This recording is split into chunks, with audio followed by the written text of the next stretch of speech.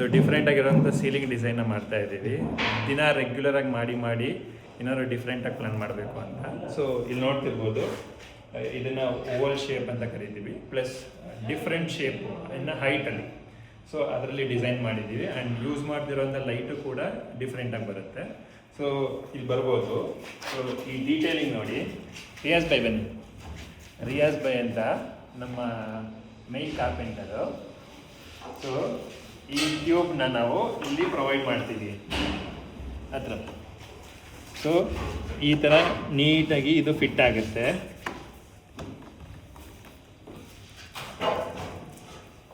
ಈ ಥರ ನೀಟಾಗಿ ಫಿಟ್ ಆಗಿ ಇದರಲ್ಲಿ ಲೈಟ್ ಬರುತ್ತೆ. ಆ್ಯಂಡ್ ಈ ಕೆಲಸ ನೋಡೋಷ್ಟು ಈಸಿ ಇಲ್ಲ, ಮಾಡೋಕ್ಕೆ ಎಷ್ಟು ಪ್ರೊಸೀಜರ್ ತಗೊಳುತ್ತೆ, ಎಷ್ಟು ಕೆಲಸ ಹಿಡಿಯುತ್ತೆ. ಇದೊಂದು ಇಷ್ಟು ಫ್ರೇಮ್ ಮಾಡ್ಕೊಳ್ಳೋಕ್ಕೆ ಮಿನಿಮಮ್ 5 days ತಗೋತಾರೆ ಇರುತ್ತೆ, 1 ವಾರ. ಇಷ್ಟು ಕೆಲಸ ತಗೊಳುತ್ತೆ. ನೋಡೋಕ್ಕೆ ಎಷ್ಟು ಚೆನ್ನಾಗಿ ಕಾಣುತ್ತೆ, ಅದ್ರ ಹಿಂದೆಗಡೆ ಅಷ್ಟೇ ಎಫರ್ಟ್ ಇರುತ್ತೆ ಕೂಡ. Thank you.